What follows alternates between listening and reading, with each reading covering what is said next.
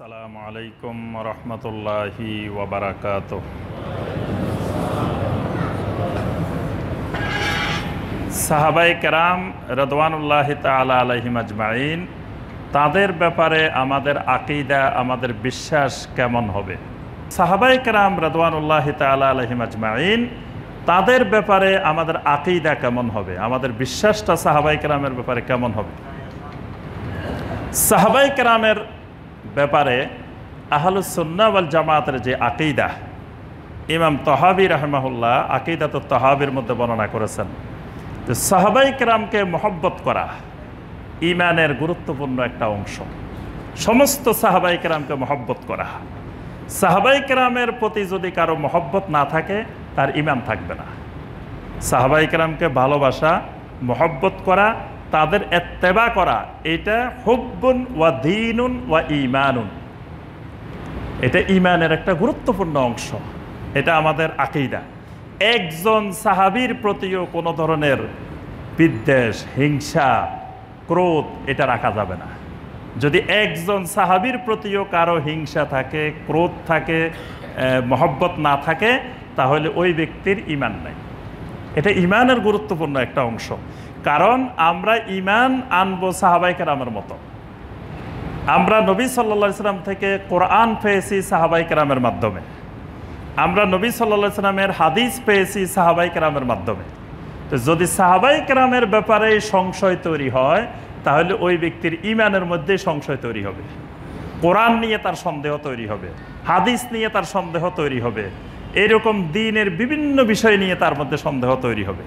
এই জন্য সাহাবায়ে কেরামকে মহব্বত, সাহাবায়ে কেরামের ইত্তেবা, এটা উম্মতের উপরে ফরজ। আল্লাহ সুবহানাহু ওয়া তাআলা কোরআনে কারীমের আয়াত নাজিল করে এটা ফরজ করে দিয়েছেন। সূরা তাওবার 100 নম্বর আয়াত আল্লাহ সুবহানাহু ওয়া তাআলা বলেন, ওয়াস-সাবিকুনাল আউওয়ালুনা মিনাল মুহাজিরিনা ওয়াল আনসার ওয়াল্লাযীনা ইত্তাবাউহুম বিইহসান রাদিয়াল্লাহু আনহুম ওয়া রাদু আন ওয়া আ'আদ্দা লাহুম জান্নাত তাজরি তাহতাহাল আনহার খালিদিনা ফিহা আবাদা। রব্বুল আলামিন বলেন, আনসার এবং মুহাজিরিন যে সাহাবীরা আছেন, এরা হলেন আস-সাবিকুন আল আউয়ালুন। এরা দুনিয়াতেও অগ্রগামী, কিয়ামতের ময়দানেও এরা অগ্রগামী, জান্নাতেও এরা অগ্রগামী। সুবহানাল্লাহ। এখানে আল্লাহ পাক এদের সবাইকে জান্নাতের সার্টিফিকেট দিয়ে দিয়েছেন। এই আয়াতে সমস্ত সাহাবায়ে কেরামকে আল্লাহ পাক জান্নাতের সুসংবাদ দিয়ে দিয়েছেন। আল্লাহ পাক বলেন, এরা তো জান্নাত পাবে। ওয়াল্লাযীনা তাবাউহুম বিইহসান, এই আনসার এবং মুহাজির সাহাবীদেরকে যারা ইহসানের সাথে ইত্তেবা করবে, কিয়ামত পর্যন্ত যত মানুষ সাহাবায়ে কেরামকে ইত্তেবা করবে, অনুসরণ করবে, তবে অনুসরণটা বিইহসানিন, ইহসানের সাথে ইত্তেবা করতে হবে। অর্থাৎ সাহাবায়ে কেরাম যেই আমলটা যেভাবে করেছেন, এর থেকে বাড়ানো যাবে না, কমানো যাবে না।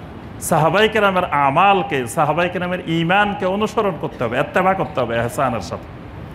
তাহলে এদেরকেও আল্লাহ পাক সুসংবাদ দিয়েছেন, রাদিয়াল্লাহু আনহুম ওয়া রাদু আন ওয়া আ'আদ্দা লাহুম জান্নাত। সুবহানাল্লাহ।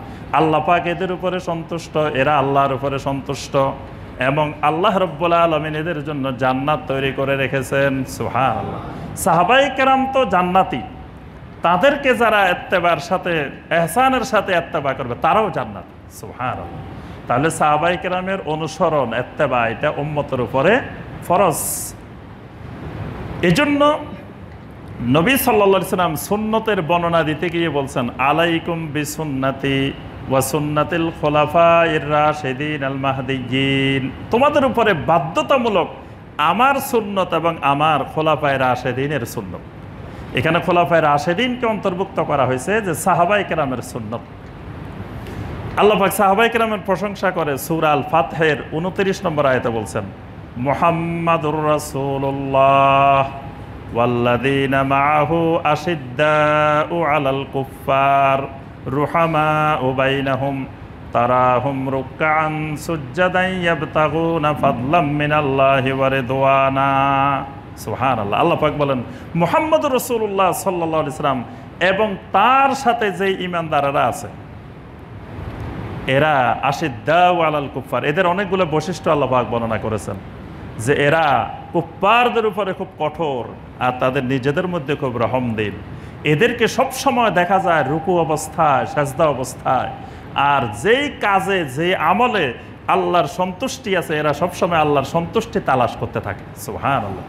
সীমাহুম ফি বুজুহিহিম মিন আথারিস সুজুদ, এদের চেহারার দিকে তাকাইলে দেখা যায় এদের চেহারার মধ্যে সাজদার চিহ্ন বিদ্যমান। সুবহানাল্লাহ।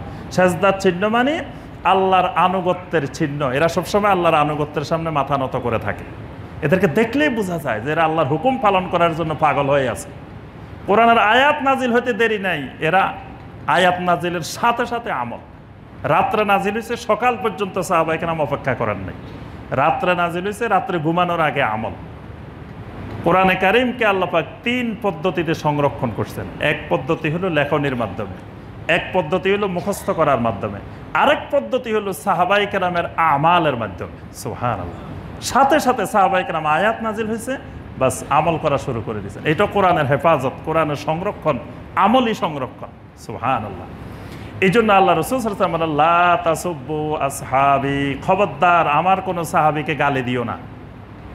ফালাউ আনফাকা আহাদুকুম মিসলা উহুদিন যাহাবান, যদি তোমাদের কেউ উহুদ পাহাড় পরিমাণ স্বর্ণ আল্লাহর রাস্তায় খরচ করে ফেলো।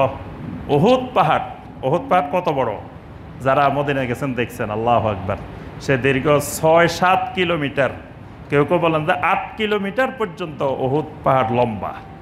এই বিশাল পাহাড়, আল্লাহ রাসূল সাল্লাল্লাহু আলাইহি ওয়াসাল্লাম বলেন, এই উহুদ পাহাড় পরিমাণ স্বর্ণ যদি তোমরা আল্লাহ রাস্তায় খরচ করে দাও, তবুও মা বালাগা মুদ্দা আহাদিহিম ওয়ালা নাসিফাহু, আমার সাহাবীরা 1 মুদ যে খরচ করেছে অথবা 1 মুদের অর্ধেক, মুদ মানে 1 মুঠ, এই 1 মুঠ আটা ধরেন সাহাবায়ে কেরাম যেটা খরচ করে যেই সওয়াব পাইছে, তোমরা উহুদ পাহাড় পরিমাণ স্বর্ণ খরচ করেও তার ধারে কাছে যেতে পারবে না। সুবহানাল্লাহ। এই জন্য আল্লাহ রাসূল সাল্লাল্লাহু আলাইহি ওয়াসাল্লাম, খবরদার লা তাসুব্বু আসহাবি, আমার সাহাবীদেরকে গালিগালাজ করিও না। পৃথিবীতে একটা সম্প্রদায় আছে মুসলিমদের মধ্যে, এরা সাহাবীদেরকে গালিগালাজ করে। এরা হলো শিয়া সম্প্রদায়। এরা আবু বকর রাদিয়াল্লাহু তাআলা আনহুকে গালি দেয়, ওমর রাদিয়াল্লাহু তাআলা আনহুকে গালি দেয়, ওসমান রাদিয়াল্লাহু তাআলা আনহুকে গালি দেয়, আম্মা জান আয়েশা রাদিয়াল্লাহু তাআলা আনহাকে গালি দেয়, আরও অসংখ্য সাহাবায়ে কেরামদেরকে এরা গালি দেয়। আহলুস সুন্নাহ ওয়াল জামাতের আকীদা হলো সমস্ত সাহাবায়ে কেরামের প্রতি আমাদের ভালোবাসা, মহব্বত থাকবে। কোনো সাহাবীকে গালি দেওয়া যাবে না। আমরা সবাইকে ভালোবাসি, সবাইকে মহব্বত করি, এটা আমাদের ঈমানের গুরুত্বপূর্ণ অংশ। আমিন ইয়া রাব্বাল আলামিন। আসসালামু আলাইকুম ওয়া রাহমাতুল্লাহি ওয়া বারাকাতুহু।